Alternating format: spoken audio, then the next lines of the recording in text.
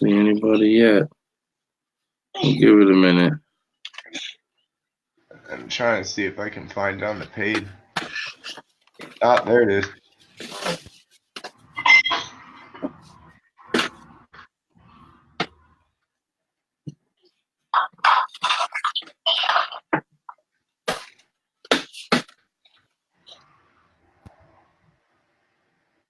You should change mine so it just says my name. All right. I can do whatever you want.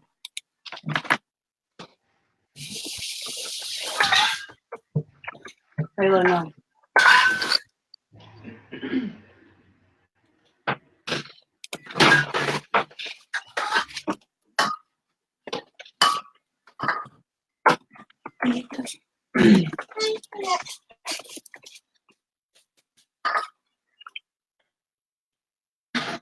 You shit again. Oh, Lord.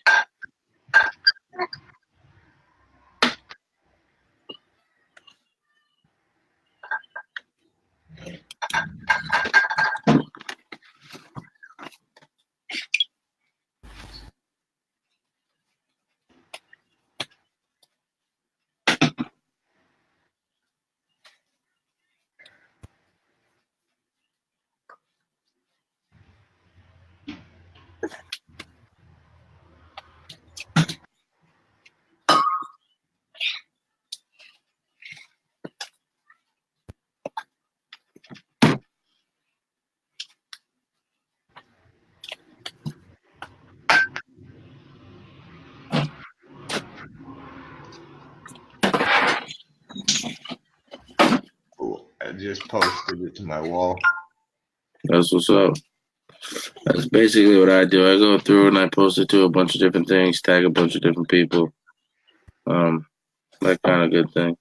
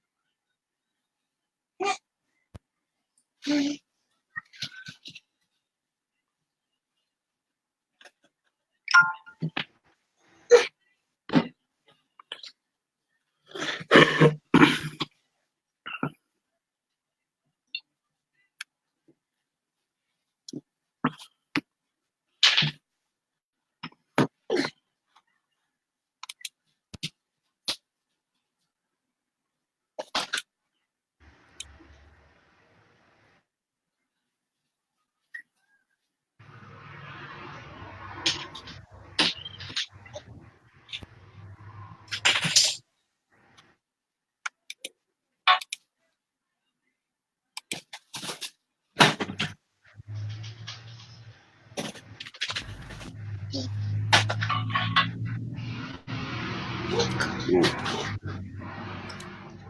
Well, see how that goes. Yeah, I mean, we can definitely get into it.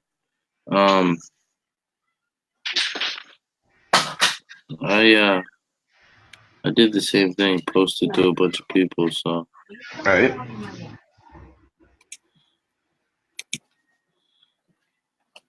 Is that someone here yet? One thing I can do is Get that out of your mouth now.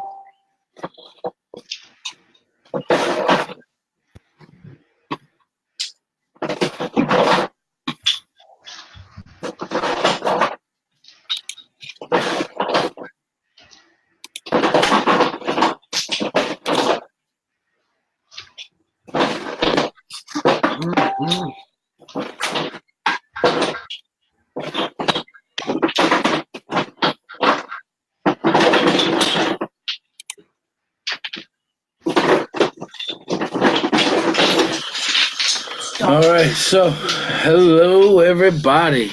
Here we are with another edition of Maine Talks. Today we're talking with Adam Rice about the Yellow Vest movement, what is going on in France, and what it means for America. So, first off, Adam, Give us a little bit about yourself and how you got involved in the Yellow Vest. Yeah, so I'm 29. I'm from Portland, Maine. Kind of a lot of crazy experiences, I guess, throughout my life. I've struggled with drug addiction and overcome it at one point in my life. I've been homeless at a time. I have seen the horrors of the psychiatric system in America. Really could just go on and on with the things I've actually seen and experienced that really could be fixed and should be fixed. And guess what? What led me to the Yellow Vest movement was what they were working towards in France. So the idea is that people don't have enough power over the political system, the writing of the law. So you can really look at any area of society, be it economic, healthcare, and there's just awful laws being written that create awful problems.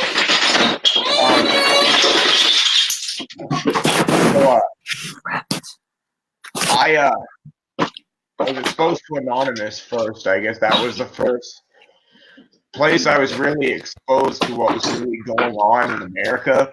As far as France, that's kind of a new thing to me.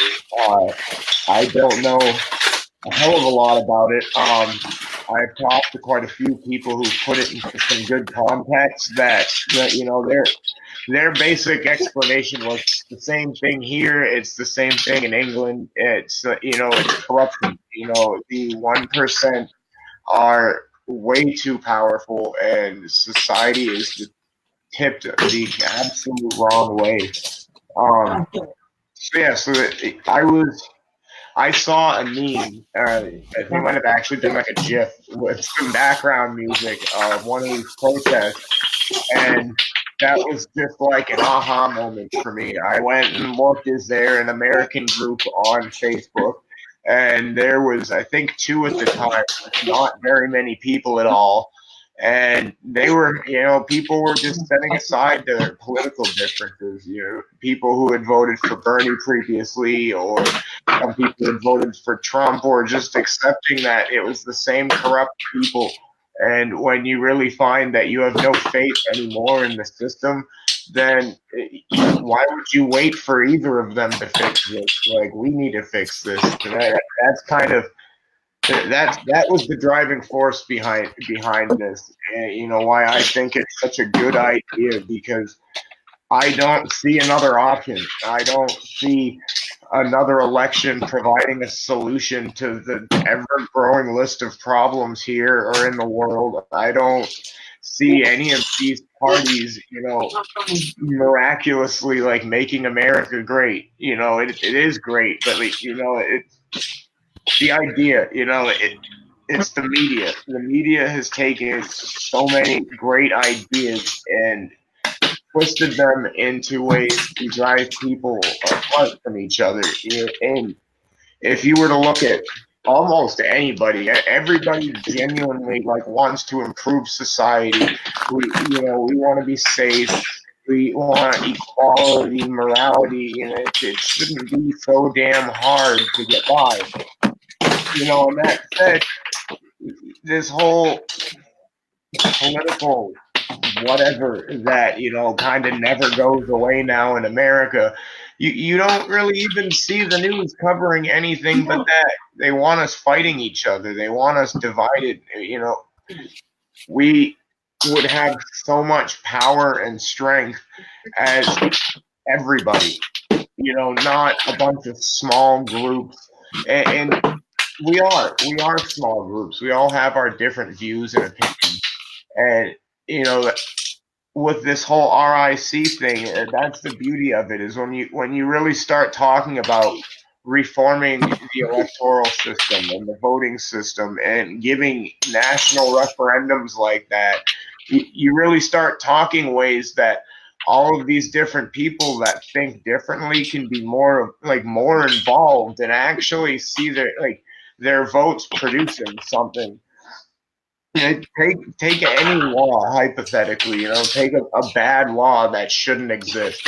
So people, if they had this like referendum right now, you could actually have people voting, say, to something with the prison system, like all the like people with the pot crimes that shouldn't be in there. That you want that gone. Use that as an example.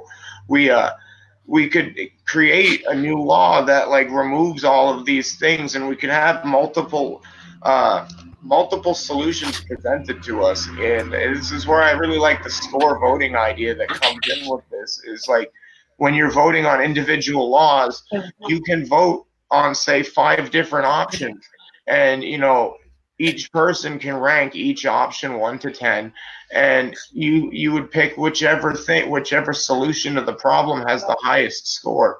And that's just one of many ideas that have come out of these groups. And when you start putting like thousands of people from every political grouping or every religious grouping, you start seeing so many different ideas. And when we choose to not divide between each other as much and actually start like putting it together, we come up with an actual really fluid list of things that actually could make so many things better. And it doesn't matter how we identify anymore, because these ideas are just so logical and for everyone. And that's the disconnect with how things work right now. Is like we're not seeing logical people doing logical things. We're seeing people motivated by money. And you like between like the native lands and the people who are just like outcrying, like, can't you just stop? And I could go on for hours about that, and the government is supposed to be the people. We're supposed to make the decisions.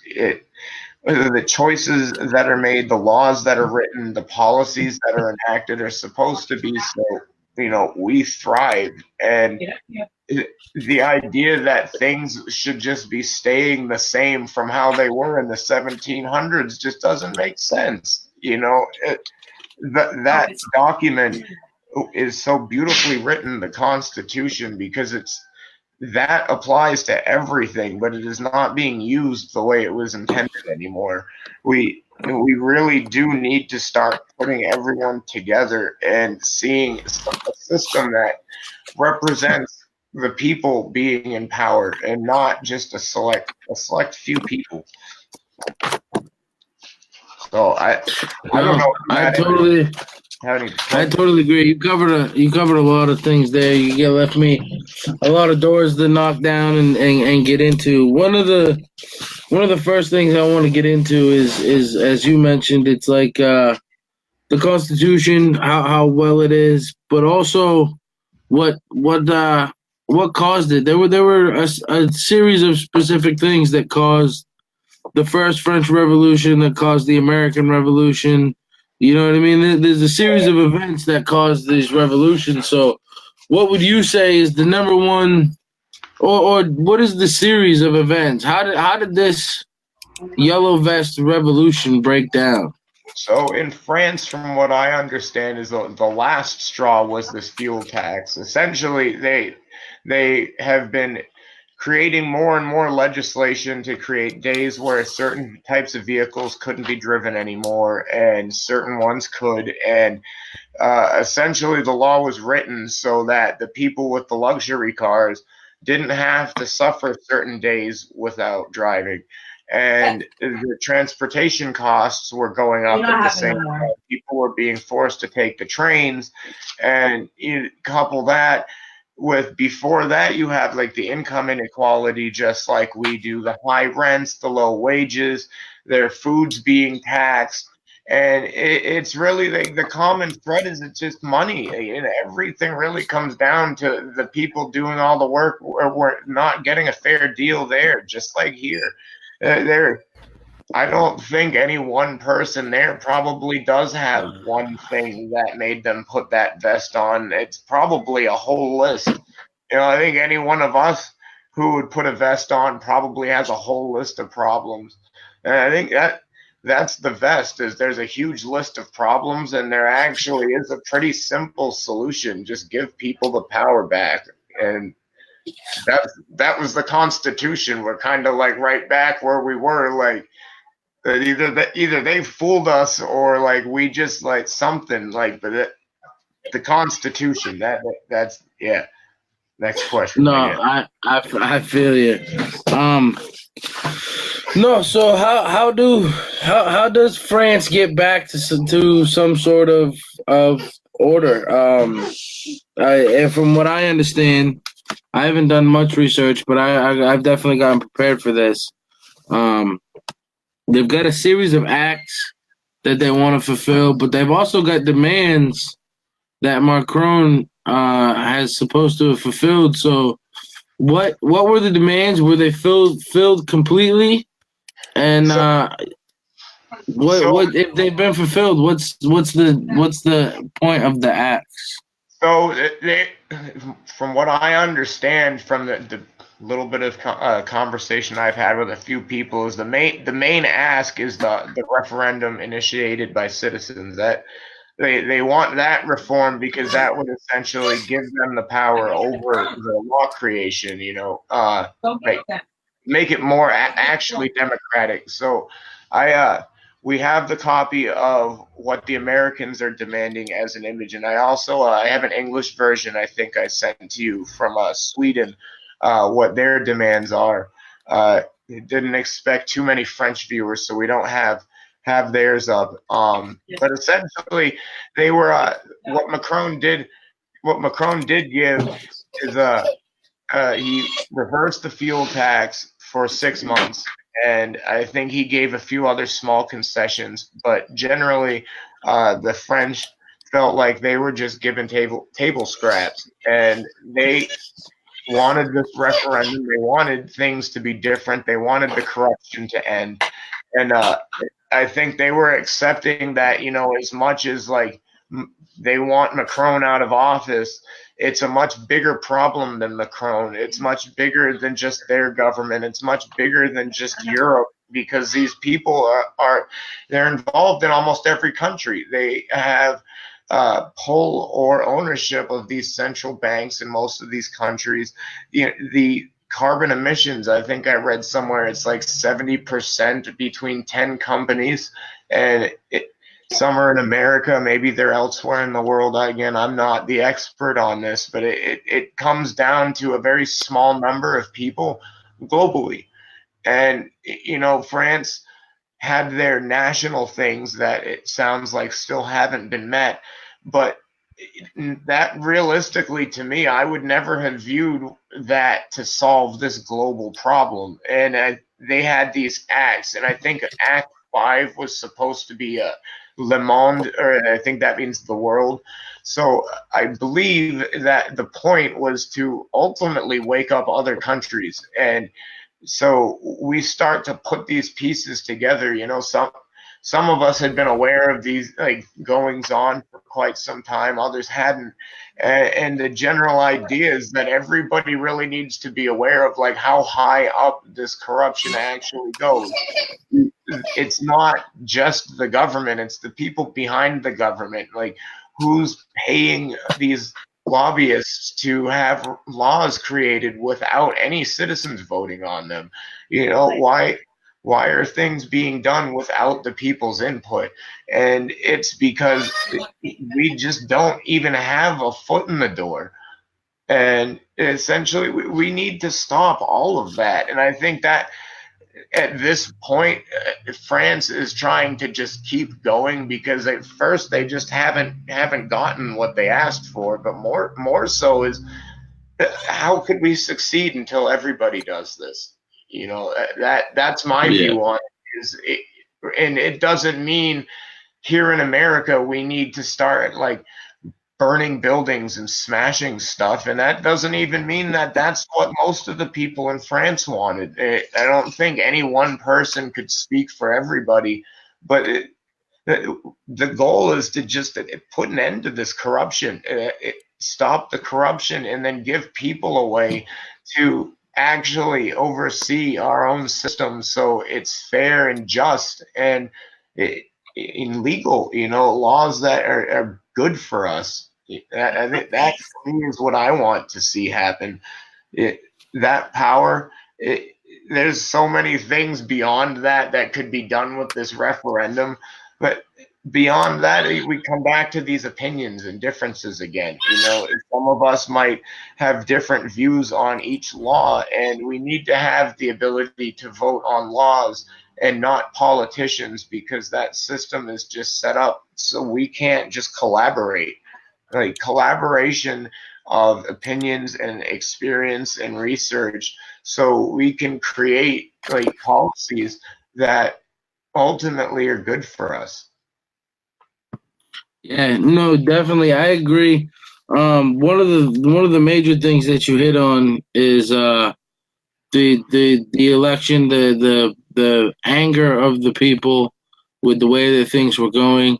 I think a big thing to hint upon or to touch upon is the fact that when the election happened, so many people were angry that 51% of them decided not to participate in the presidential election. I think that shows, and I think it's something that not too many people are talking about. Obviously, for the simple fact that it gives real credence to the problem over there.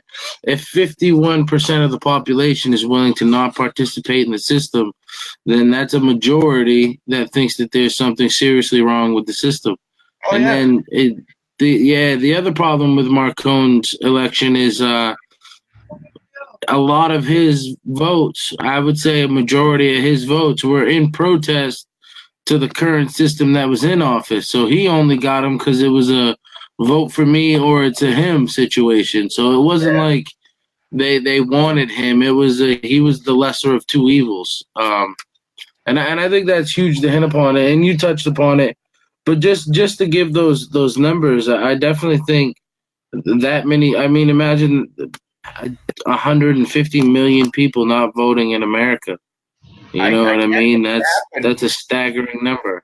There were more people in the last presidential election that didn't vote than vote for Hillary and Trump combined. I'm pretty sure were the figures. It sounds just like us. Like there are Yeah. more people that don't have faith in our system than do. And I think it was in Michael Moore's new movie too. Is half the people voting for president now are just waiting for someone to just end the system. That's what people want, is this nonsense to just stop.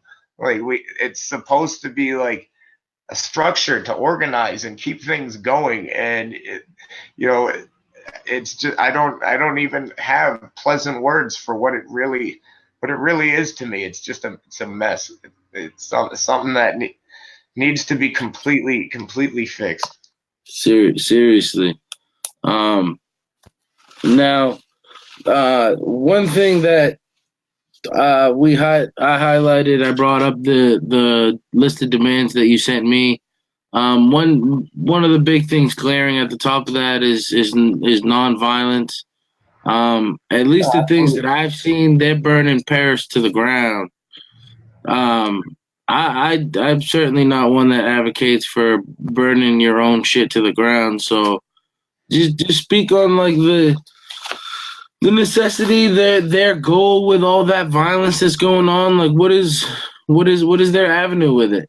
Yeah, so again, I mean, I never had boots on the ground, but I have talked to quite a few people from France, and the word that I am generally told from people over and over again there is that essentially people are paid to put on these vests, and it's a huge crowd of people. You've got hundreds of thousands of people out in the street, and they're paying people to put these vests on and do this destruction. It gets on the news. And then you come to America, and the only thing we hear is, look at these violent protesters that are destroying everything. And you don't hear anything about what do they want, and like what about the like 100,000 or couple million people that aren't burning stuff, and honestly, even if that were not the whole truth, it's probably human nature. If you had every person in America out in the street as pissed as the French are right now, I'm sure somebody in that crowd would do something the rest of us didn't want them to. And that was the biggest part of their thing that was translated, is that their movement too is a nonviolent movement, that they're not promoting any of these behaviors and they're not standing by that. That's my stance.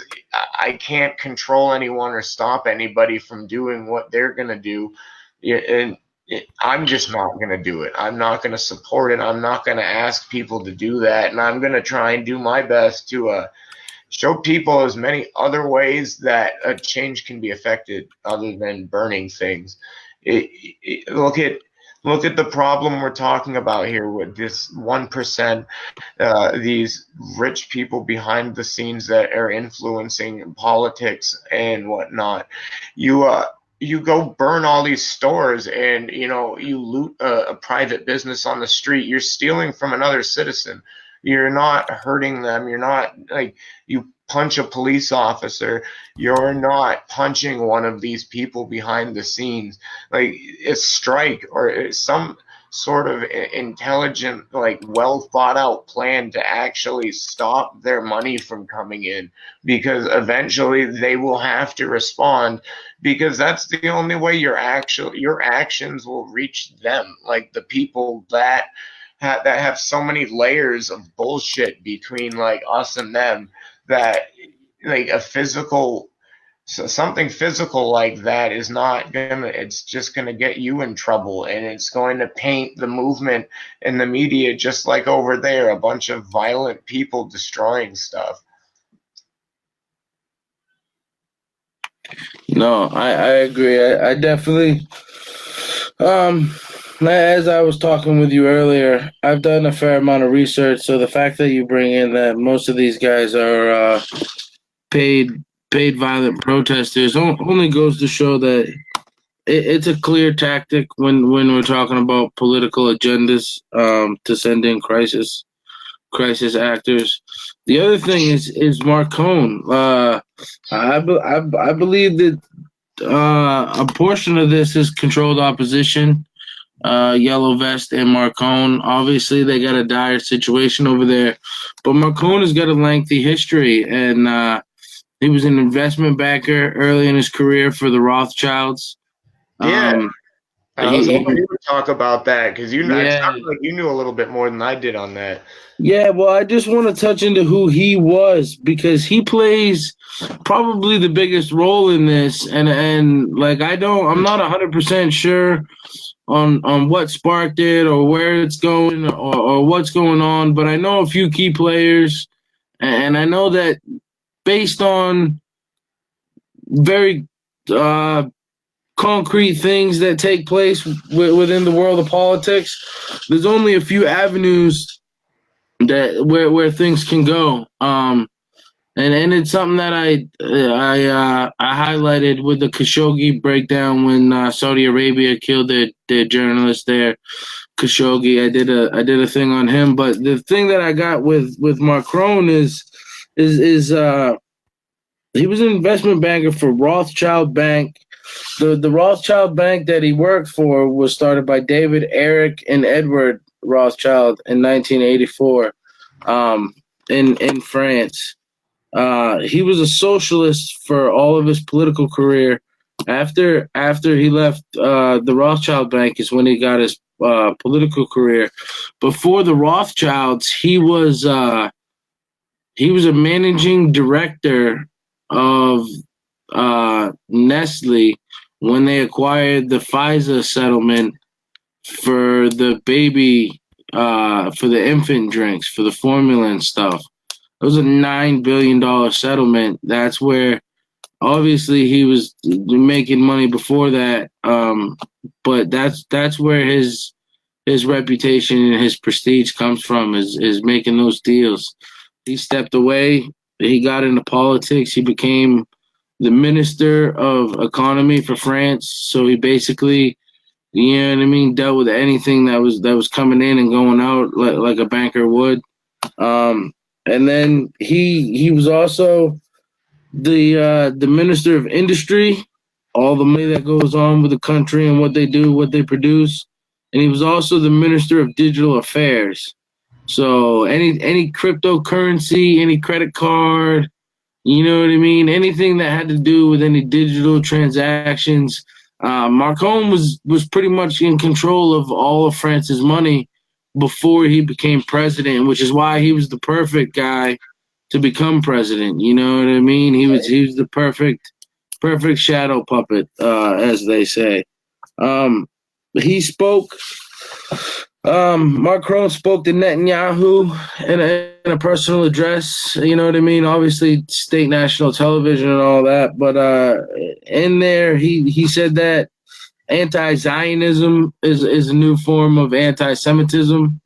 You know what I mean? So he's absolutely absolutely pro-Israel, pro-Zionism, which we can get into deeply. But I think we're well aware of what that means.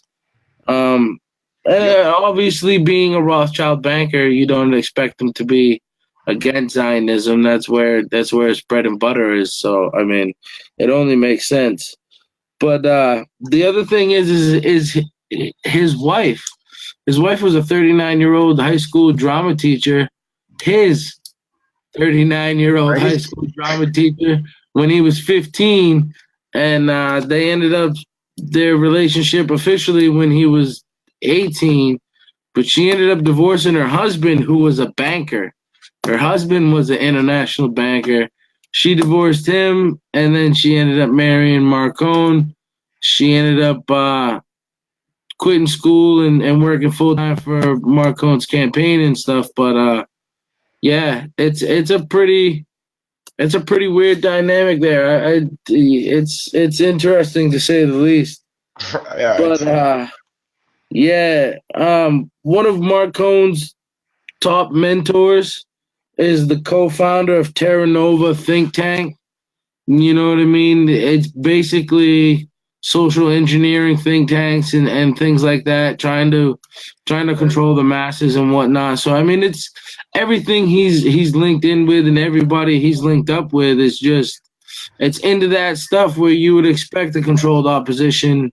Oh yeah, definitely, and I've even seen that kind of popping up here. Like there's definitely that's the first, like the primary thing everyone's on the watch for, or people coming in deliberately trying to either like share stuff to a group and troll a page and start arguments, and that's the other MO of the opposition, is to just get people fighting again, get people thinking that they're not the same. We have to be these different groups, and we can't also still be one group. And that's how they do it. In France, it looks like they obviously were unable to stop people from going out in the streets. So that's what they're doing now, is trying to stop other countries from doing the same thing by making it look like there's a million people destroying Paris, and it doesn't seem to me like there's very many people doing that.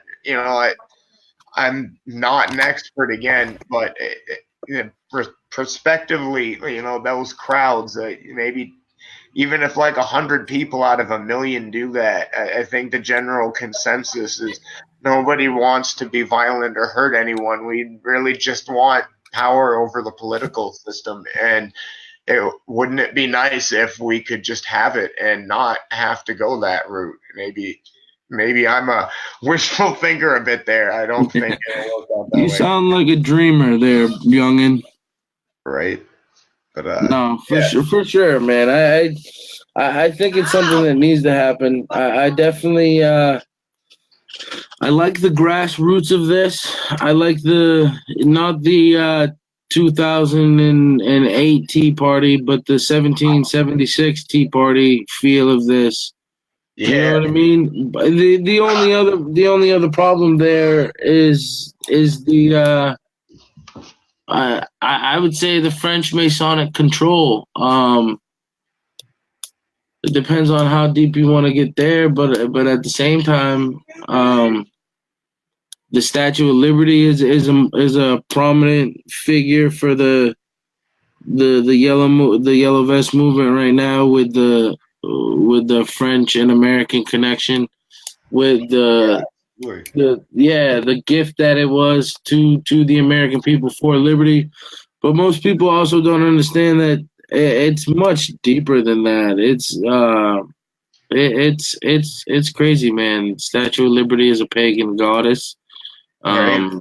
Yeah, it's filled with the number 7, which covers pretty much every religion has got something to do with 7. Christianity, you got the 7 sins. Islam, you got the 7 gates of hell. Yeah, I I wrote mean, something about that the other day. They all layer up. There's so many similarities in all the books. yeah. Not to mention, it was the French Masons who started the French Revolution in against the King Louis the 16th. And then from there, I think it was the 14th. But from there, you get the French Masons influence Benjamin Franklin, the French army influences the actual military struggle on the field. They're all akin, you know what I mean? The Masons that started the country and wrote the Declaration. I'll give you their different organizations from then to now, but still, for what I think is the French Masons to control the Yellow Vest movement is pretty telling. Again, like I said, I think it's a bit of controlled opposition, but if the people, like you said, unite, band together, stand up, educate themselves, then I think they can keep their Yellow Vest movement from being hijacked. But Well, and that's the thing too. Is like I don't think anybody over there views the ideas necessarily being hijacked, but I think it's a deliberate. If you look at the media coverage that's out, it's only of those people, and I think it's Yeah. a one and done approach. Like we put these people out here, they do this thing, we videotape it, and this is how we stop all these other countries from going out here. Like who's gonna stop 5 million pissed off French people? You know, I don't think anything's really gonna stop them until they get this. I hope not, because that would be empowering, you know, to see them actually succeed. You know, I hope they get it. No, I totally agree with that sentiment right there, because the one thing that I was also going to point out was if you go through the footage of the actual French citizens talking about it and what it means to them, they use the term insurrection. They don't use the term revolution. They're not looking at this as something to necessarily change societal standards or anything like that. They just want a different authority. They want to be in more control of their own lives. They just want better standards. So the one thing that I've absolutely seen is they call it more an insurrection, only so that you can't call it unpatriotic or anything like that. Like they very much love their country and their people. They're sick of the authority and the government. So absolutely, and that's how I kind of look at the whole RIC thing that they advocate for, is that it puts checks and balances on the existing system. You could take that idea and go to an extreme, and you know, I could envision America without the entire Senate and Congress, where people vote every single law in and out of effect. Many people probably wouldn't want that, and you know, that's why I think insurrection is a much better word, because nobody really can pinpoint how people would reconfigure things if we had these referendums, but that would give people equal or more power than anybody holding any office. So it would be like checks and balances. we would either have all of the power or equal power or the ability to undo things that the politicians do. And it's a door. It's a door we would be able to walk through that would build off of something that exists without saying, hey, destroy everything and like create chaos. It really, the chaos is not necessary at all. If if the police weren't throwing flash bombs at people's faces, they probably wouldn't be punching them back. And I think that's just kind of human nature. Is like you have a bunch of people out there, they're not armed, they're pissed off, sure, but no one's gonna get attacked and just like sit there. Some do. I think you have to talk to those people to really know what actually happened. And I've talked to enough people, and that I know what they've told me from their truth. But I think just like here, when we really go out there, if we go out there, every person is probably going to have something different, their perspective on how it should be. They have their own perspective on what's wrong or what's the most important thing that we need to fix now. And it's more about everybody coming together, so all of everybody's like problems get fixed, and at the end it's still fair and follows a rule of law. It's a simple approach, and I think it's really it's a huge threat to the profits of the people behind the scenes. If we actually were able to, enact our own budget or say, no, you can't spend money on that because we don't want that, or, we want this green renewable energy platform, or any number of things. I think that it comes down to money, or, we probably would have had them already.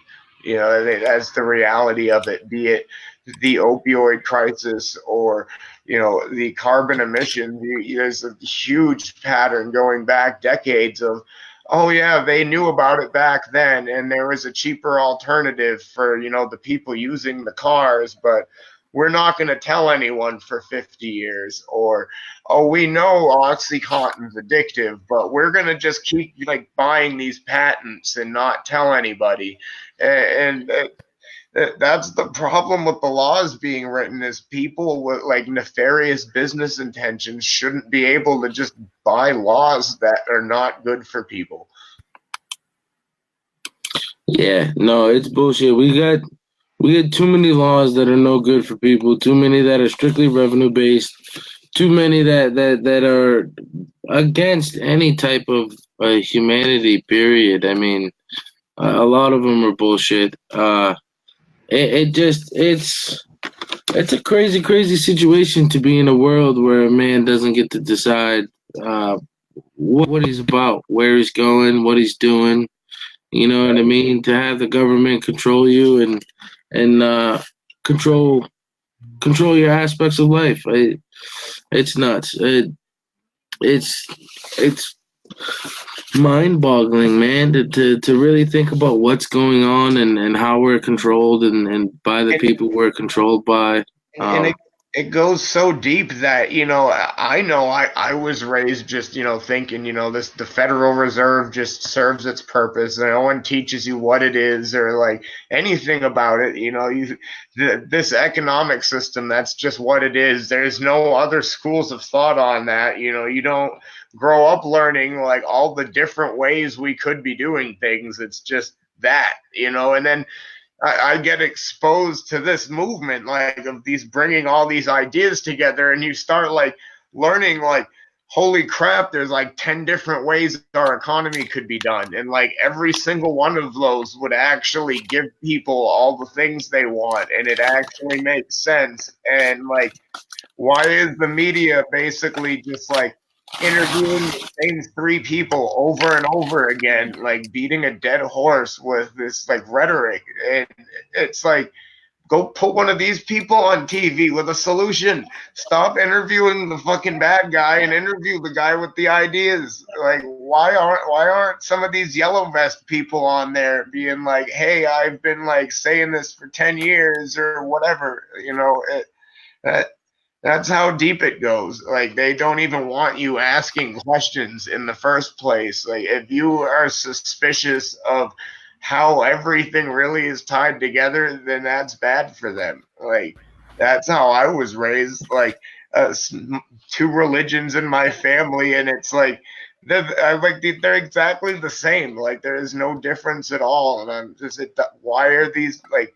Why do you have different names for like the same like principles? Like, if people used to just live on like this moral code, why do you have like 6 different names for the same moral code? Like, you just wanted people to think they were all different when they're not. Like, we're all just humans. And like, Nah, for real. and it's like, and you bring like money into the equation. And I think from what I understand, there was a point in time where all other religions started deciding it was okay to like lend money and, charge interest on it and whatever. And you get like these banks all throughout the world that are like tied into the governments throughout the world. And then like you start like investing in media, and they're just buying tools to just keep people asleep from what's really going on. Like, people wake up a little bit and they give us a TV. Like, we start waking up again. Now we get Xbox, and they like upgrade the phones. And it's like every time, like, all these secret technologies they've probably had for decades, they just kick us some breadcrumbs and they just carry on. Like, we just sleep through another 10 years. No, I hear you there, man. Who knows what the fuck technology we've lost, let alone in the past, couple hundred years with it being hidden from us, but across the civilizations, man. Imagine what kind of. This is the thing. Like, I was talking earlier with my brother about. There's a place called Coral Castle. The guy built the place by himself using magnetic technology. I got a buddy that wants to go there. That's too funny. It's a great place. I would highly recommend it. But a lot of the technology that he used is depicted in inscription in the Philadelphia Masonic Temple. You know what I mean? So it's like it's how deep does it go? How much do they know that they're keeping from us? How much you know what I mean? Because a lot of the technology is said to have built the pyramids. So it's like, how far back does the knowledge go? How much have we lost as a society? How much is being hidden from us? And how much was out there that we really have lost? Nobody has, you know what I mean? But it's absolutely gone forever. So I mean, it's a trippy thing to get into, but it's absolutely something that's real, man. They actually absolutely have different libraries than we do. They're absolutely learning different shit than we do. They're talking about different things, not necessarily than we are in particular, but as humans on a mass, there's a group of like 3,000 that got control of 7 billion. You know what I mean? Pretty sad state of affairs when you can fit the people who actually control most everything in the world in one room. Like, yeah. And it's been happening for God knows how long. Yeah, no, it's sad. I think I read somewhere too. The CIA actually coined the word conspiracy theorist like 50 years ago, so that like anybody who like has a belief that counters the narrative the government gives, that you just get labeled now as crazy. Like, yeah, well, there was conspiracies before that. Anybody who got together with somebody and planned to commit a crime, it was a conspiracy. They're conspirators.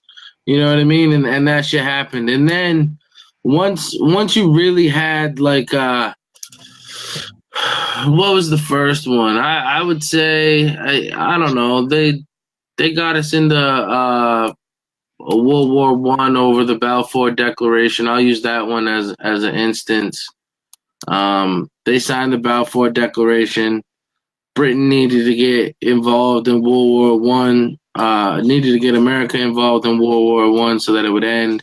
And they could fulfill the Balfour Declaration. You know what I mean? Once they started doing false flag events like that, they needed to be able to control the narrative that was coming out of them. So I mean, it all goes hand in hand. When you've got government operations to deceive the public, you can't have them coming up with ideas, pretty sound ideas, logical ideas, and then blowing the case open from a behind the scenes perspective. You got to stop that from the jump. And what they did was they coined a few different terms. They made people, you know what I mean, go to the pen. I mean, back when they coined the term, they were giving people frontal lobotomies, bro. Right? Yeah, Digging that into their goes back to skull. like, So I mean, like MK Ultra and all the tests with like LSD. Dude, they did some crazy shit to people just to. It was all just to figure out how to control people's brains, like mind control and shit. Like, and it's like, and that was the other thing I was gonna say too. Is like I've noticed this pattern that my wife and I both, about 10 years, like whatever shady shit the government's doing, it takes about 10 years before it's exposed, and then like maybe another 5 before they stop doing it.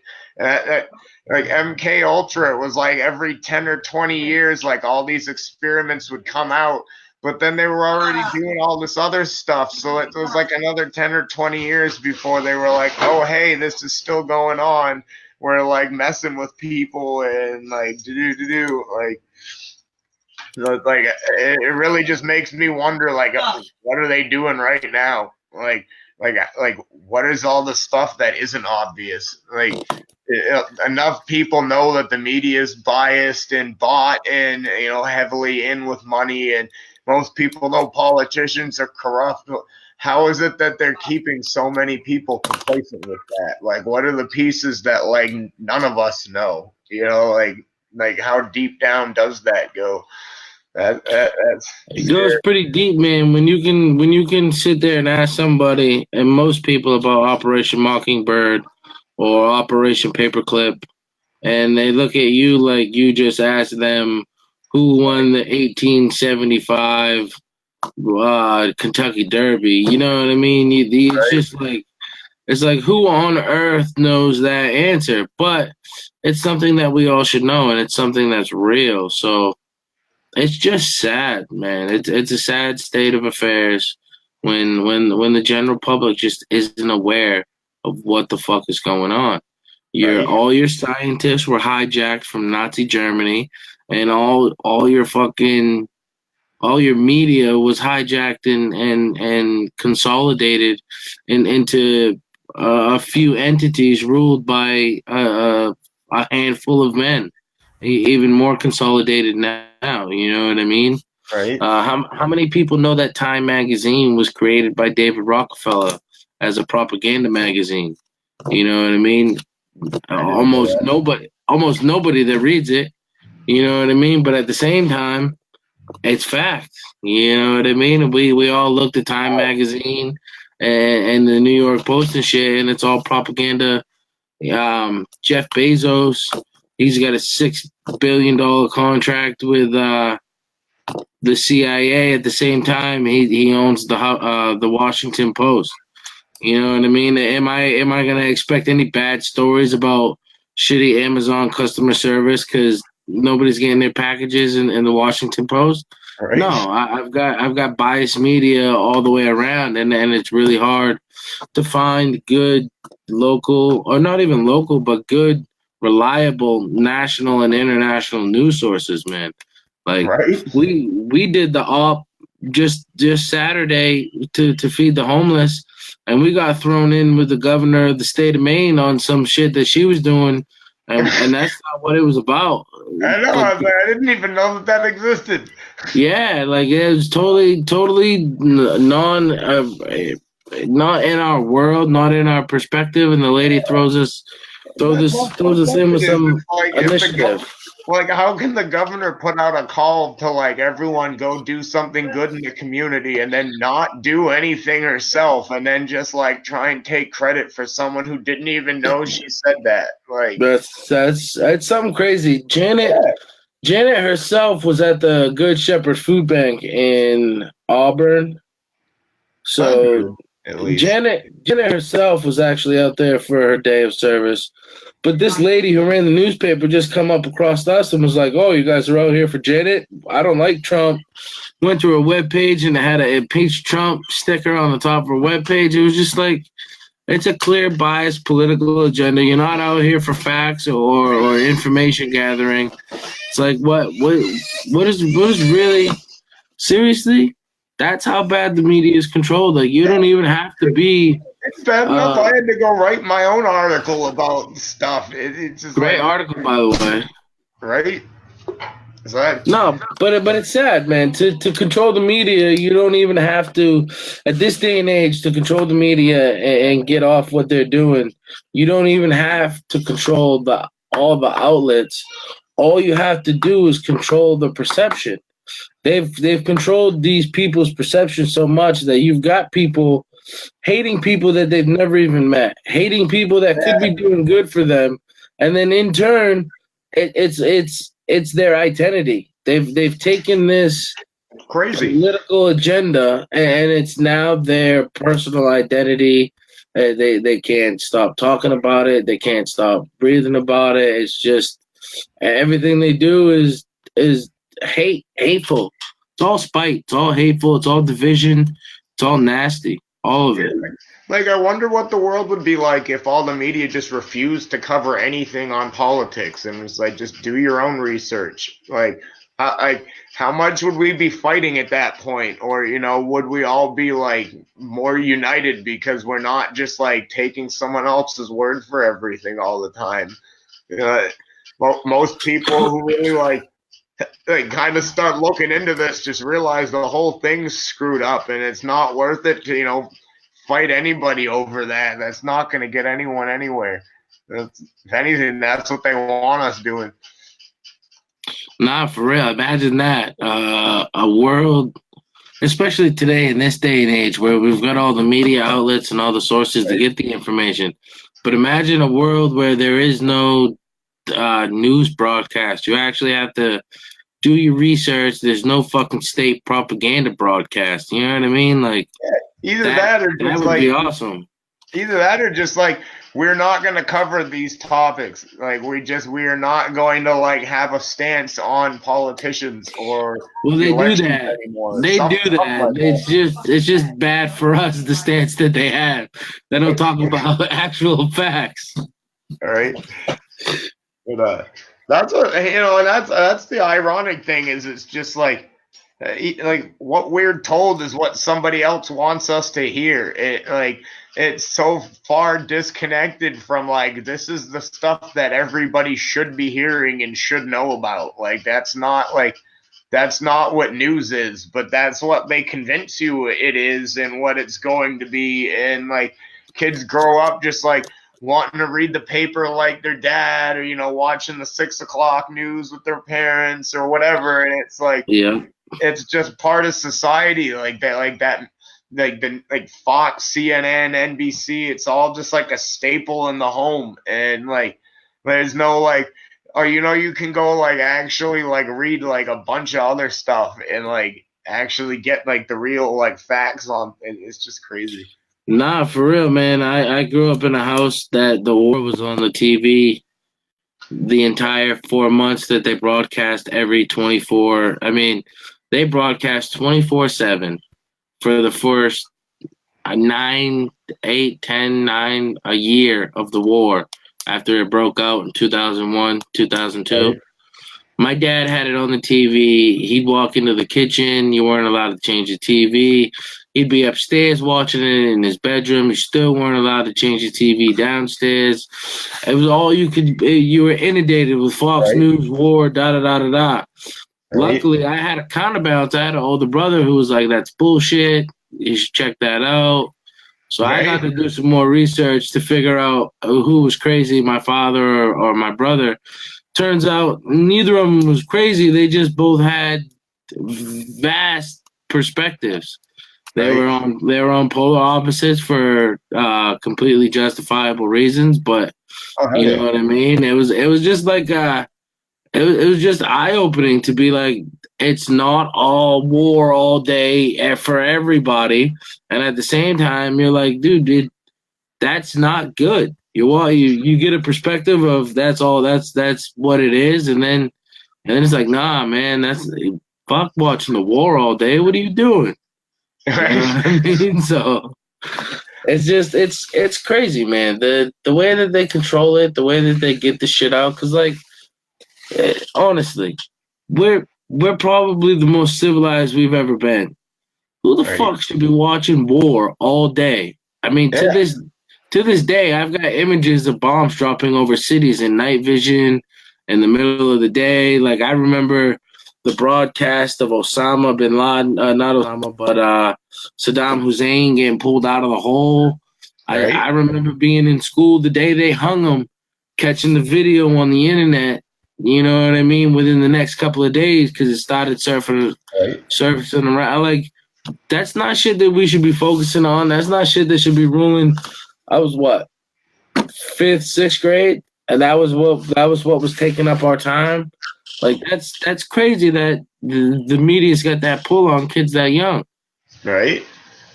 It's nuts, man. The propaganda is real, and Yeah. sadly to say, I like the grassroots movement of the yellow vest, but I think a lot of the shit that they're doing is propaganda, and I think you touched upon it with that Roman dude. I wanted to touch upon him too, like only wanting money and not really wanting to do anything and spread the message or anything like that. He just wants. Well, see that's where I was torn on confusion. it though, because that's everything he said was like on point. There was nothing wrong with the message. It's just like when you say things like, okay, instead of saying we support you, send me $1. You know, when that's what threw me is that somebody who's genuinely behind the idea of like, I want to wake Americans up to this idea because it's good for them. Like, why are you the only person asking for $1 from everyone watching your videos? That like, I don't know if I would say that this guy's like opposition or anything like that. I wouldn't go that far, but it was weird. You know, a lot of weird things seem to be happening. It when you kind of, well, you would know. Who knows? Who's as much behind the mask as who's behind the vest. You know, For sure. And that's kind of the learning thing that I've gone through is like there are definitely like people out there that have created smaller groups on Facebook for Yellow Vest, and it's like just jam packed with like a bunch of like hate speech and like crazy radical racist stuff, and it's like you're on Facebook, you're just Yellow Vest, you're not really gonna know until you walk in there, but you see the numbers in that group. It's like 40 people for one like US group that's like that compared to like 2,000 or 3,000 or whatever. It's that, and I think that's probably the case most places is you're really going to start seeing there's people who look at this as an opportunity to make money somehow. You're going to have people that will put the vest on that are they're part of, you know, either making the bad image or they're, you know, they are the opposition for all intents and purposes, or you even just have different perspectives out there. I definitely saw like videos from France where there were Antifa members and they were in a yellow vest, and then there were, you know, people on the right, and I think it was like an actual racist or something, but they duked it out in the street in their vests, and then this like that was that. Like I think like it's decentralized. It like that, and I think on Sweden's thing they said that too. Is like the decentralization is like the most important part because it's the idea. Like, like really, nobody should be like this is behind me. Like, you know, you don't need to think one person is going to fix everything. And if the message is like power to the people, and like I think that narrative is attempted to be steered, and I think that's kind of like the sum of a lot of that stuff. Right. You know, that one guy, you know, I don't have facts. I can't prove anything about the person concretely, nor would I really want to, because there are a lot of videos out there where the guy does a really good job of explaining what the referendum is, and I think that's like one thing nobody really talks about is the likelihood that a person might, take this up and say all the right things just to make some money. And they're not really the opposition. They're not like trying to like tank the movement. Might not even have any like bad intentions. It might just be like, hey, I could make a few dollars here, and it might be that simple. And this is being shared on Critical Thinking Society, so I enjoy critical thinking a little bit, and I try and look at everything from a really impartial perspective. Even in France, I don't know the whole perspective on all those videos. I know I don't agree with that, and I haven't really found a single person that does support that. The consensus is, well, we're gonna have to clean that up. We're gonna have to pay for it. Where is the logic in a lot of these things? And it comes right back to the media, because so many people, it's that easy to just like really think there's that many people that don't have that thought process. And here, every person I've talked to in these groups, it's the other way around for the most part. We have debates, sure, like what about self-defense? What about this? What about that? Okay, so some people definitely are a little further like out there on that spectrum than I am, but everyone's about love and unity. That's the thread that ties us together. We all have problems with the powers that be, but everyone's driven by the idea of a better future. There's an idea that people want to actually tangibly make real. And that's what the movement seems like it is over there. To account for all that I don't understand, they're all united behind the same idea, and from their perspective, whether they're on the left or the right, this same idea is still beneficial to both sides, and that's how they come together. And here, that the media won't cover that, and that's the biggest piece is explaining options to people that would be good to both the left and the right and the center, and then maybe a couple of these other offshoot groups too, and how it really when you really find a concise way to put people in charge of things that makes sense, then it doesn't matter, everyone's identity fits the idea, and we need to be a massive crowd of people, and even in France, that's still catching on in the world, and most people that do the research eventually come to find that it you see all the people standing there not doing that, and that was my first takeaways. I saw all that stuff happening, but it's either A, the police started it, or B, it's somehow they're not telling us everything, or C, my final takeaway is there's still millions of people just standing there not doing any of that stuff. And I see that here too, is just like Martin Luther King and Malcolm X, there's going to be way more people being calm and not being overly zealous about getting this done. And if some people do, it's that's not right. I would say don't do it. Of course, don't be destructive. But obviously people are probably just going to do what they want anyways. That's human nature, Right. And that's kind of what I think happened in France. Is it probably wouldn't have been that hard to find the people that just wanted to be destructive anyways and slip them some money and say, hey, you're going to be on video and you can be rich now, and we nip this in the butt. There you go. And No, I hear you there. how hard would it be to just find some people and offer them a free pass to just trash the city, and you get a free start? All these things Not that hard.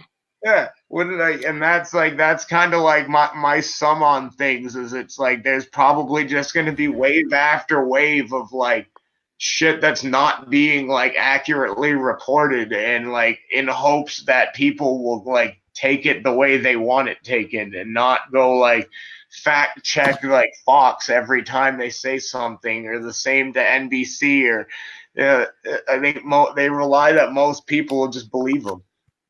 No, I hear you there, man. It's a fucking shit show, Yeah. and it's gonna take some unity, and it's gonna take some actually getting people to accept new information, because not everybody's got the fucking answer or even close to the answer. So we're Right. all gonna have to do some learning all the way around the board. Now, Oh yeah. I love what you've done with your Yellow Vest America. Um, tell us what your plan is with the platform. You grew that pretty damn quick. Well, it wasn't. You're in contact with a lot of people. So what's the plan? So, it wasn't, first off, it definitely wasn't even close to just me. So basically, like there's quite a few groups. I've made a website now because I've seen there's got to be at least like a couple hundred on Facebook between all the different countries now, and they have global groups, so like whole Europe groups and national U.S. groups, state groups, and whatnot, and the American Yellow Vests, for all the groups that have produced stuff, they've definitely come up with like the most best presentation of like a simple platform and like things it could be used on that was actually like democratically arrived at. You had people from all these different parties coming into this chat, adding on, I think we should fix this. And you get like 50 comments from all these people saying, well, all right, well, that idea isn't good because of this, but this would work better. But it just kept changing week after week with all these little tweaks as like everybody kind of gave their input. And, at this point, though, the idea is like so solid, logical, and like impermeable. I don't think like there could like I'm sure we could improve it, but I don't think it's necessary. What I think the biggest thing that really needs to be focused on now is actually trying to get some like more events regularly happening. And that was a big piece of what France was doing with these acts, was like every Saturday they would go out and they would do the same thing all day. And it was like live streaming was huge for that. It would have so many people between like Facebook and YouTube live streaming everything that yeah, so like to the French people, you would be able to just go right on your Facebook and see what was happening, and it was really No, easy and for he's them. absolutely right. Like here, One of that's the biggest things about making sure you're. Oh, there he is. It looks like he's back. yeah. So like for Give me, him a I would second say, to catch up.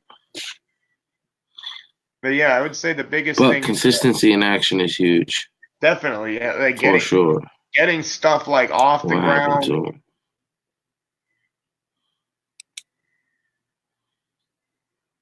People might say because it's not like a huge riot that it won't be effective, but I don't view it that way. Honestly, I think even if you have 10 people out there just informing people I don't know what about happened, brother. what am I not there?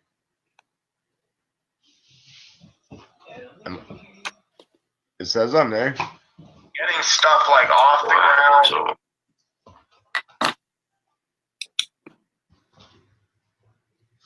People might say because it's not like a huge riot that it won't be effective, but I don't view it that way. Honestly, I think even if you have 10 people out there just informing people. Is it working? Can you hear me? I'm not seeing you. Can you hear me?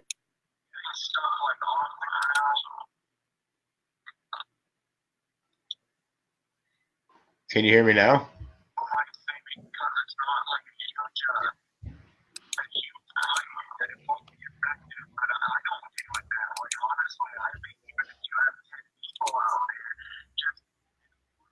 Should I restart it?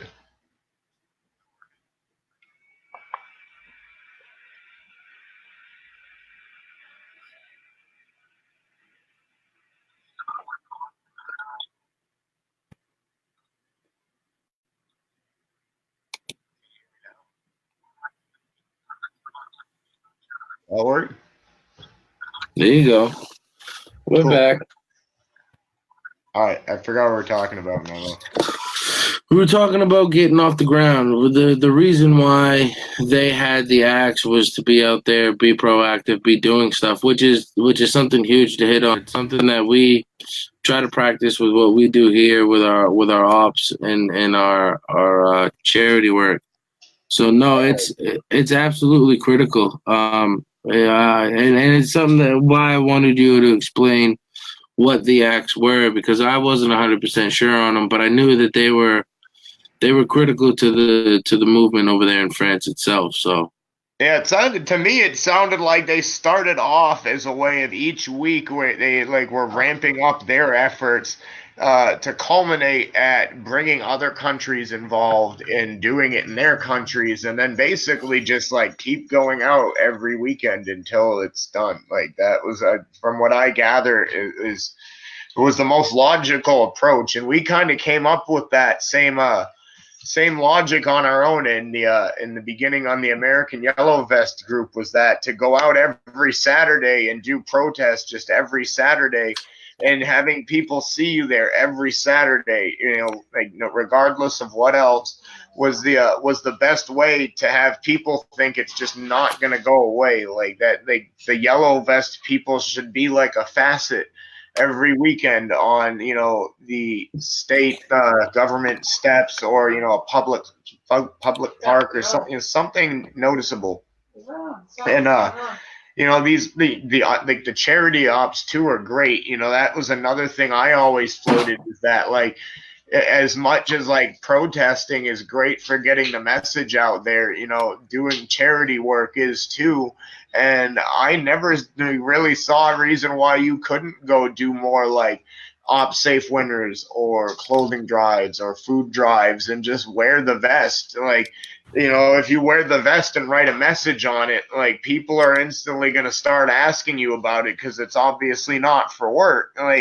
So you could really start doing a lot of things with the vest and the message, and be really powerful with that. Even if it's some funny signs in town, a charity drive or whatever, it's an education. And I hate to say just great awakening, but essentially it is waking people up, presenting what is actually going on, and that there's people with a solution to it, and it get out there and do something. Yeah, sounds kind of like an asshole way of putting it, but that's where I'm at. I don't care if it's freezing out.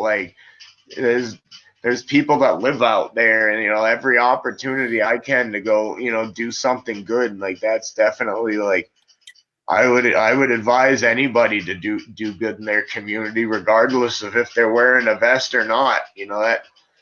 That's what people should be doing right now. Right. No, I totally agree, man. I think it's crucial to be active in your community regularly. Implementing the ideas of the Yellow Vest is a good idea. I think they're good morals. They're good ideals to have.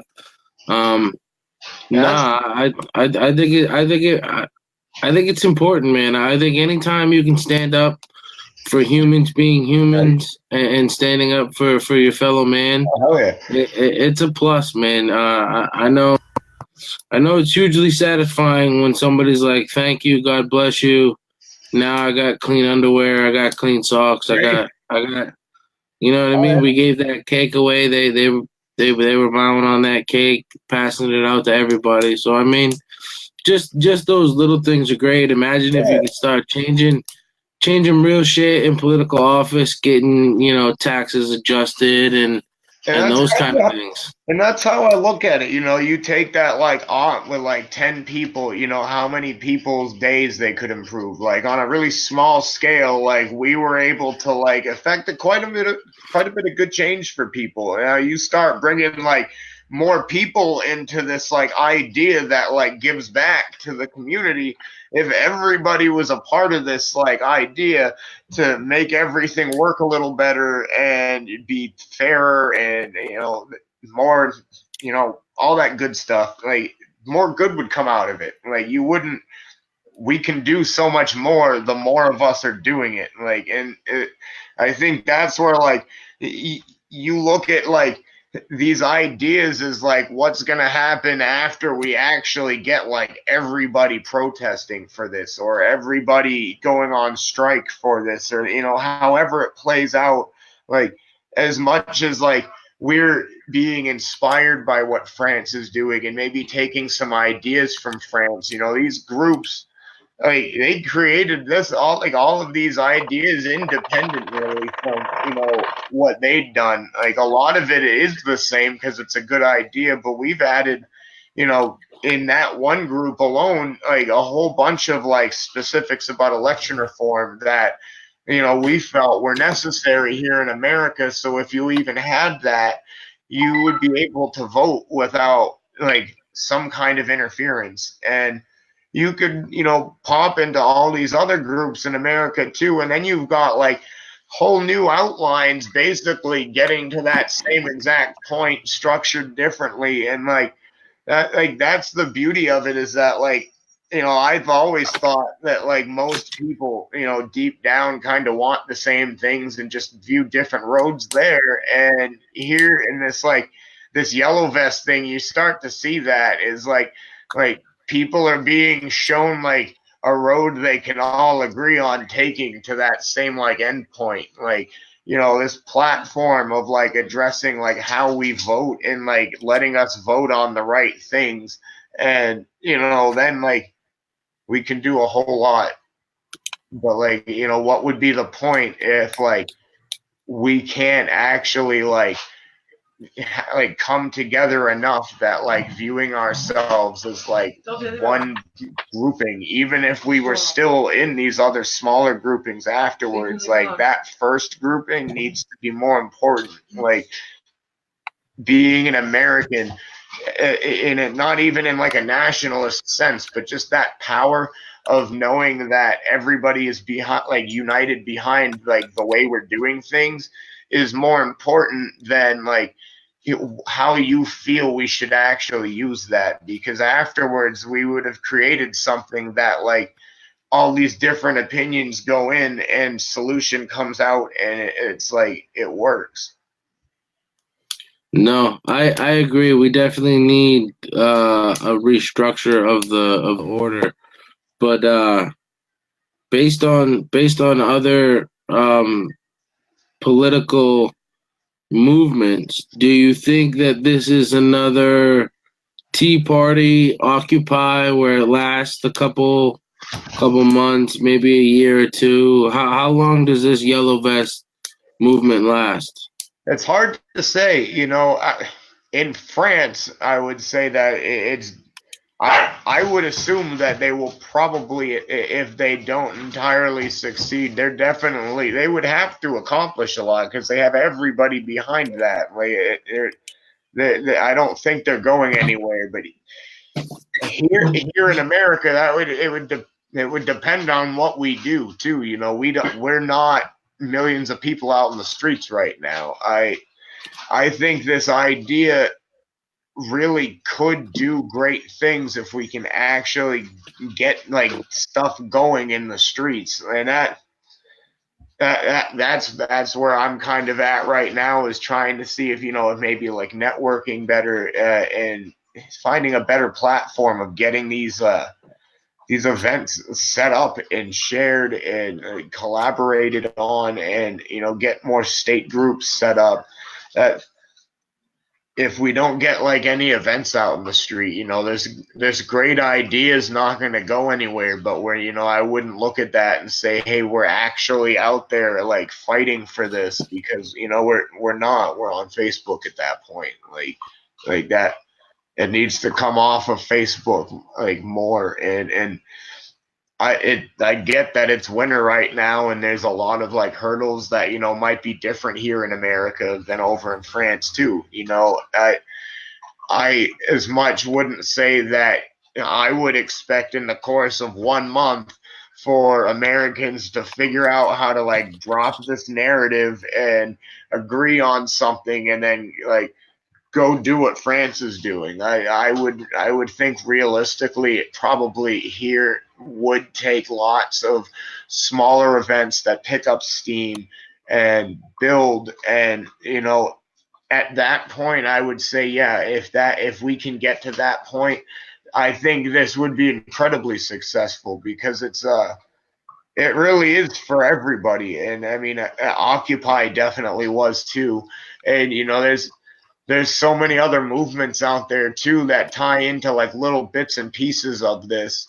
Like the Black Lives Matter is a huge thing, like the civil rights, equality, and you've got like Me Too and women's rights, and it's about everybody's rights. So like the yellow vest isn't. It's as much as like all of these like different like bodies of people that want good change coming together to like have the way of making those changes happen, as much as it is like its own thing. And I don't know if that answers your question or not. No, it definitely it. I expected a complex answer. It's not. It's not something that we can predict. I mean, we definitely don't control what's going on in France, let alone what's going on here in Yeah, America. So I just, what what kind of time frame did it look like? Did it smell like it was another short one, or does it have that lasting effect? I definitely agree with you. I think it could have a lasting effect here in America, depending on how many people initially jump on board. I ex- I expect a lasting effect, and at least part of that I would say is because I expect like I view it as still picking up that steam. I like really until it's I would say, until it's at least warmer out and we've got a lot of these things like small or larger like under our belt, I don't know if we'd see like a couple million people march on DC. I mean, we've got a very large group of people involved on Facebook, but we're also spread out everywhere. So there's a lot of, we have to be the news. We have to be the truth. We have to be educating all of these people. And, there's a lot more work that needs to go into like sharing all of this and getting it off the ground with a lot of like the people who aren't activists or, do work normal jobs, and even with the idea of like a national general strike, I feel like, as much as some would say, sure, like if it's bad for everyone, they should just go out and do it right now. Well, yeah, I get that, but at the same time, like you need to organize that too. Like you don't want to just like everyone lose their job and not succeed. So like, there's planning. I don't know how long France really did plan that or not. A lot of what I've read and heard was it was more sporadic and just kind of came out of nowhere. But at the same time, the problems they've been experiencing have been going on forever. So I look at America. It could get bigger one of two ways. Either it's going to take a lot of work from a lot of people to really spread this message, or we're going to have something happen similar to that fuel tax, and be it this like government shutdown right now or the 2020 election, like I don't think it's that unreasonable to think sooner or later something is going to happen that actually pisses off enough people in America that everybody does just go out like that and say, screw this. No, I agree. And the tax, the gas thing could be coming into play because I've been hearing rumbles that gas is going to go up to $3 for the first time under Trump. So it's like you got that, and then I'm excited to see where it goes. That's what I was saying. Is like I don't think everybody would get to that point of like marching in the streets for the exact same reason. You might have some people where it's the gas, some people it might be the housing. I don't doubt you for a second every homeless person in the city is going to go march because I mean they're definitely getting screwed by the system. The economy. Everybody can take all of these areas that are just like so far gone, and it's just, to me it's just a matter of like, are we going to nudge people enough that they go out and it's like big things start popping off? Or is the system going to shoot itself in the foot and like the fuel tax, like here, we're going to have something that backfires and then it's just easier to like get the momentum going. Like until we have the people, there's no power behind it. Like that's what really, that the power, we need the people. Yeah. No, I hear you. Matt has been chiming in with some pretty good questions. And one of the ones that he has is we obviously do most of our ops under the Anon banner with the super inclusion that they have. His question was, Adam, do you think the yellow vests and the Anons have similar ideologies?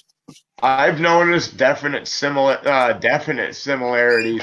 I've also noticed, depending on the group, some are very clearly, set up and managed by people in Anonymous because really it is the same thing. It's a decentralized platform to try and just like improve, work at improving the world and society.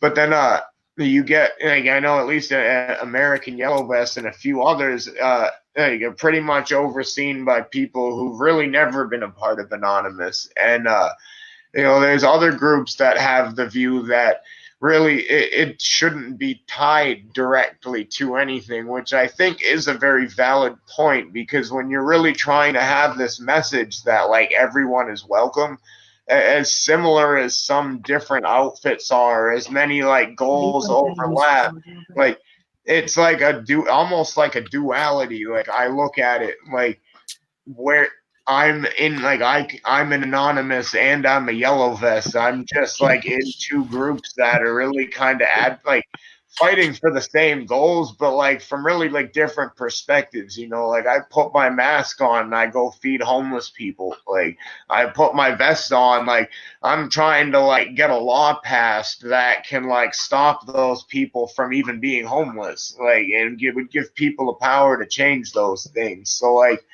the difference I would say is like the Yellow Vest is really, to me, it seems like a really specific goal that is really wide spanning, which is, again, it's the same thing as Anonymous.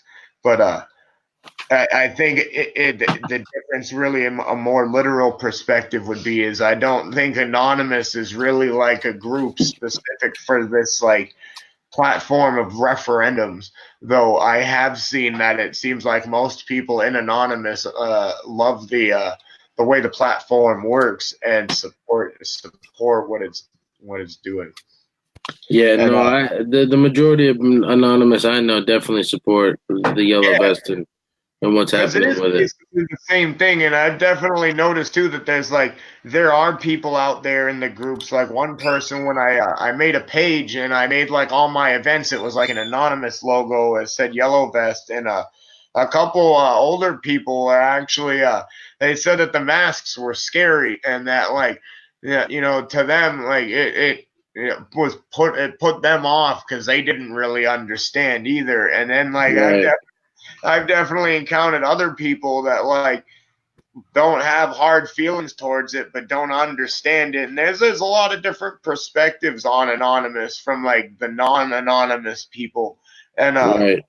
and that was kind of when I first like started doing my reading about how this worked. That was my first. And it was like, well, that's like the same basic ideas. Like you're just like it's everybody. Like everybody is this like this group, and you're gonna just do good things because you're everybody. Like and so I think there's similarities and differences. I think what the idea is trying to just keep the entity separate. So like the yellow vest movement really is its own thing. Like so everybody can be a part of it because it's not like this other group's like thing. It's just like it's its own thing. And as far as like his question on the Constitution, I think I've found a very large majority of people do very thoroughly believe in the Constitution. There's definitely people in there that don't. I mean, I've definitely seen people in the groups that are like either in a socialist group or like socialism, and at the same time, it's like with a voting system. I look at it like if 75% of people want a democratic system that provides all of the things to people that other 25% want. Even if they vote for socialism, it probably won't happen, but they'd still be getting a better deal because 100% of people want that. And I'm not trying to argue with anybody anymore like these days about like Trump or Bernie or like I feel you.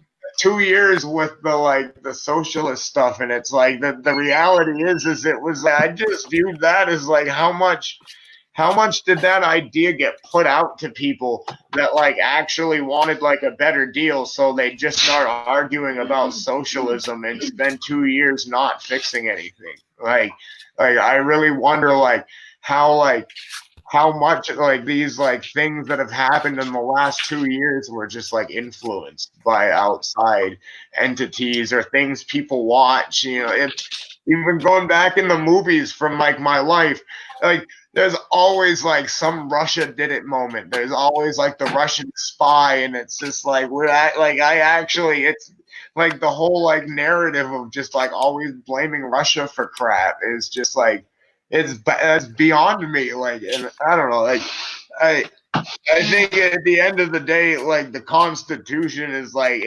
there's really no way you're ever gonna convince all Americans to go against that. Like everyone I've met, like it's more about the idea that like America doesn't really represent democracy right now. We present more like a corporate oligarchy. We have all these huge businesses that are like buying lobbyists, and their money is controlling our politics. We're ruled by a few, and democracy would be more rendition of like the people having power over the laws, and politicians really like they don't need to have any power. They just need to do what we tell them. Like they work for us. Like we hire them to go do what we want, not tell us what they want. So like that's really like what I gathered was like really like advocating for actual democracy, like where the people actually can like make things happen the way they want it, and like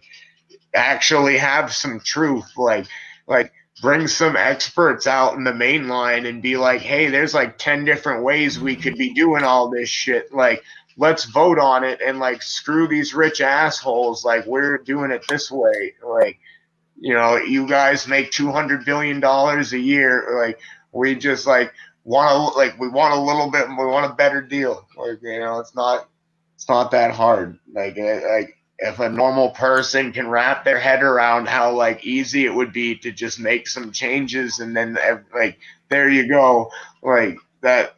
I think that we should be doing that. No, it makes total sense, man. I definitely agree with the Yellow Vest movement in their ideals and their grassroots. I'm very intrigued and look forward to see where it's going. Anything else you want to add, Adam? Anywhere else? Anybody can get into contact with you? Matt, hit us up with another question. Maybe we can answer that one. I would say to that, are there any risks to Americans if the yellow vests start protesting, like government retaliation, harder laws? Yeah, absolutely. I would say all of those things are a definite risk. You kind of touched on that before, is that I wouldn't doubt for a second, even if you had 10,000 people in like Times Square, how hard would it be to believe that, like, they might send 10 people to just go like create some commotion and videotape it. There's risks definitely of, in my opinion, them paying people to go do things as yellow vest to get bad press. And same thing there.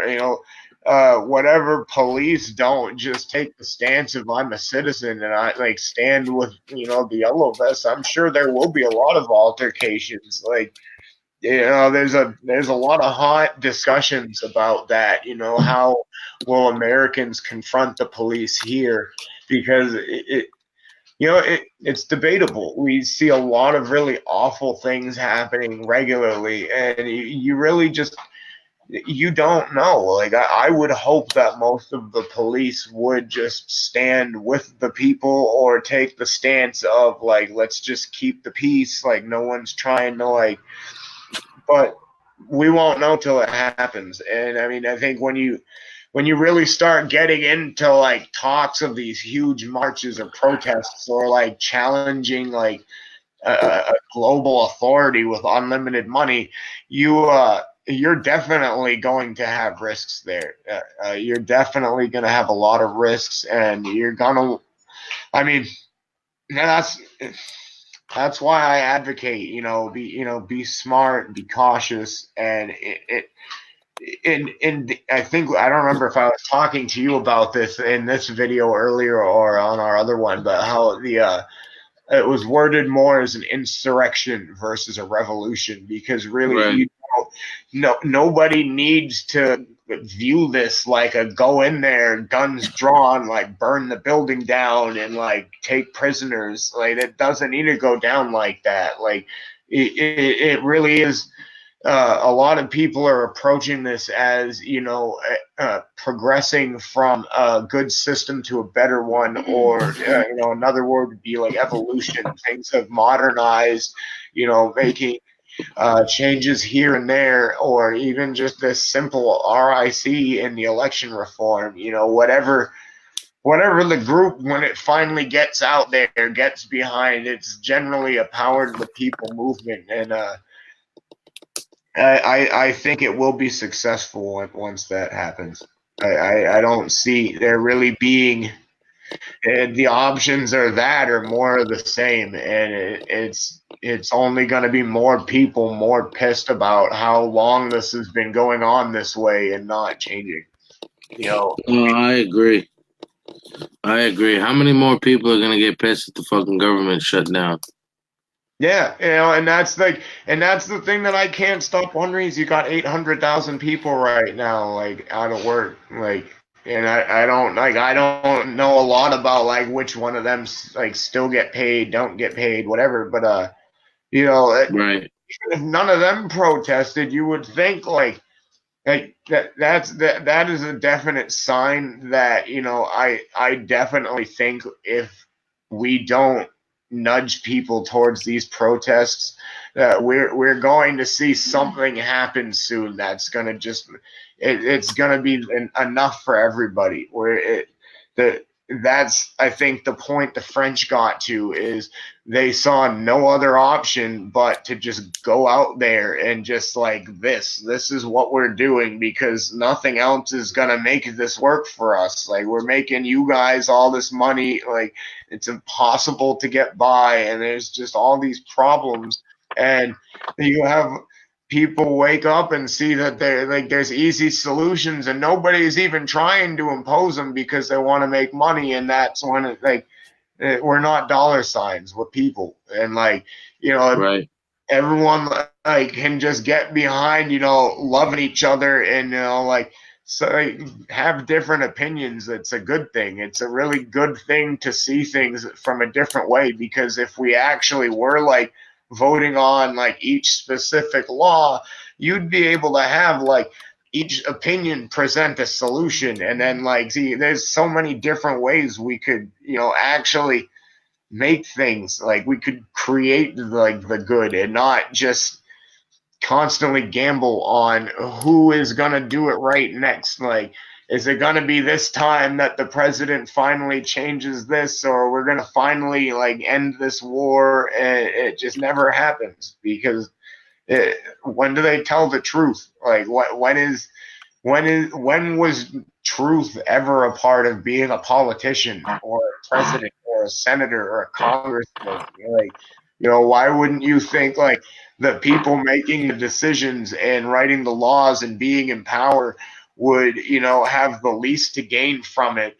They'd be motivated by wanting to make sure that the citizens know what's actually happening and like doing things for the citizens, not, the whole thing's backwards. It's absolutely backwards. No, I agree, man. The bureaucracy and the politics is bullshit. Right. And anything else that you want to get out there, get off your chest? Anywhere people can reach you, your new website. Check on Facebook. I got links up for the site. I'm trying to I'm really trying to focus on the news there. Like, I really want to launch this idea of like, a couple pronged approach. I'm trying to keep like links like in an easy to read fashion. So like all these different countries and state groups that form, like it's really easy to just pop on the site, find a group. If you're traveling, you want to go protest where you travel to, you can find the group there or whatever. It doesn't need to become a social media outlet. Just links back to the actual Facebook groups. I found almost every group's kind of created their own thing. And the best way of letting people kind of, see what's actually happening is to provide them the, a window into what people, are asking for and doing. So that's part of it.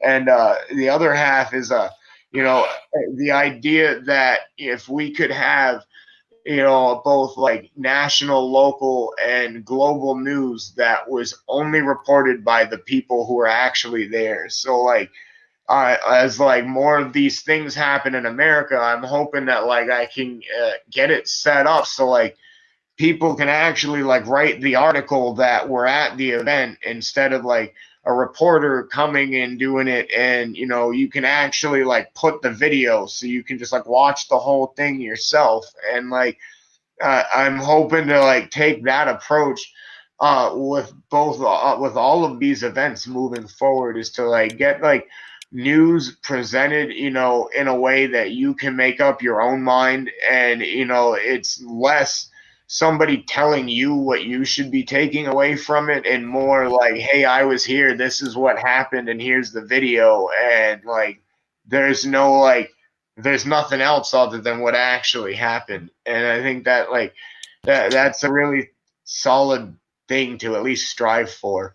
As far as like a media outlet, I mean, I don't really have huge aspirations, but I think like that'll be a great way to get little pages that are shareable. So like moving forward, like people can really see that this isn't like those few clips that they've seen, or that rumor they heard from a relative, or all of that other stuff. Like, yeah, it happened, it's real, but like just like everything else on TV, there's probably 10 things they didn't tell you for each one. And that's kind of what I'm hoping I can kind of start piecing together moving forward, is like, where are all the like actual people talking about this? Like, wouldn't you think like for like a unbiased article, you'd like interview a couple people over there? Like, what do you think about what these people are doing? Like, you don't see any French people like expressing anger that other French citizens are burning things. Like, it all comes back to the news. Like, and I'd like to provide some sort of a platform moving forward to just connect everyone.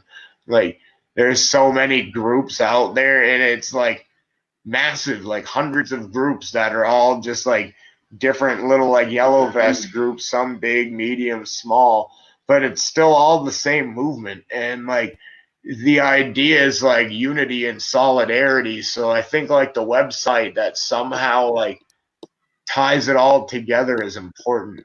Like you've got definitely like global groups, but like when you have like 10 global groups, you don't have one global everything. Like there's not one thing that's like putting all of the people in one corner and the news in another and the opinions in another and the explanations in another. And I think that like I'm hoping that like I can get more people involved in submitting things and turn that into a real way to like just ace in the hole. Like the media really can't like steer this, and they're not. I mean, honestly, I think from what I've seen, they haven't really done that great of a job. Like a lot of people are pretty good about, hey, no, that's not really the whole story, but here in America, though, if we're out in the streets like that, like I would imagine it would just be a media frenzy. Like there would be no more Trump on TV. It would be the yellow vests, and like God only knows what happens when all of the media just starts shitting on you like together. So that's like Nothing good. that's my preemptive like.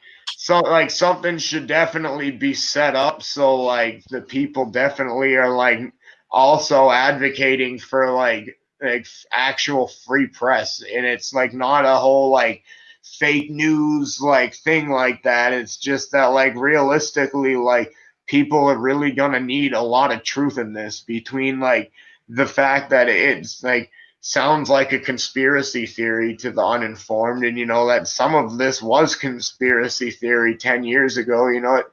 The truth is very important. That really needs to be maintained and presented to people over anything else. So it's not, as much as like people might like my opinion isn't like, that's not the facts on anything. And that's really what needs to be out there more than anything. It's like what's actually happening. Like what are people actually creating? What are they actually advocating for? And even if there are like 4 groups taking the same approach to the same thing, like I think that's fine. That's my opinion. I mean, at the end of the day, what is disagreeing between each other going to do? It's going to prevent anyone from going after anything. So like that's really the common thread. Like push that unity, push the truth, and like really just like continue to just do what we do and show people like how like really just like fake this system is. Like our money's fake, our politicians are fake, like it's all just a big like sham, and we can't subscribe to it. And it's gotten to the point that unsubscribing is not enough. Like there's an alternative out there, and like everyone's gonna find their own way of like speaking that to people and sharing it. And I think soon or a little ways in the future, just like any good idea, it's gonna pick up. I think it'll take, and it might evolve and happen differently here, but there are just far too many people that really want to get active for like solid change for it not to go somewhere. I mean, I'd be disappointed, and I mean, realistically, if it didn't take, I'd just still be out there in a yellow vest. So it's like that's kind of where I'm at. No, I feel you, and to be honest, man, I'm super excited to see what comes. Oh yeah. I'm super excited to see the work that you're gonna put in to make it to be as epic as it can be. I know that with the collaboration and with the network that we do have, we could definitely do some great things. And you and your ambition, you know what I mean? The sky's the fucking limit. So. Oh yeah. I'm super excited. I'm glad to get this initial one underway and talk about something that's near and dear to you, and something that could potentially affect all of us on a personal living life level. So it's been real. I just want to leave us with a quote from undoubtedly a French enlightened writer, historian, philosopher, and is Voltaire. And he famously said, "Those who can make you believe absurdities can make you commit atrocities." So let's let's do some research. Let's figure out some shit. Let's find out who's telling us some absurd shit. Let's stop the atrocities and unite and bring some fucking peace to this chaotic world that we're living in. So with that, Adam, it's been real. I appreciate everything, and tune in this Friday at 8 p.m. for another episode of Maine Talks, where we will be talking about just that. Operation of humanitarian aid and unity to march for human rights and the right plants that help humanity. So let's spread some love and let's tune in for the next one. And thank you so much, Adam. I can't wait to do this again. Oh yeah, have a good night, man. You too, brother. Have a good one. Later. Later.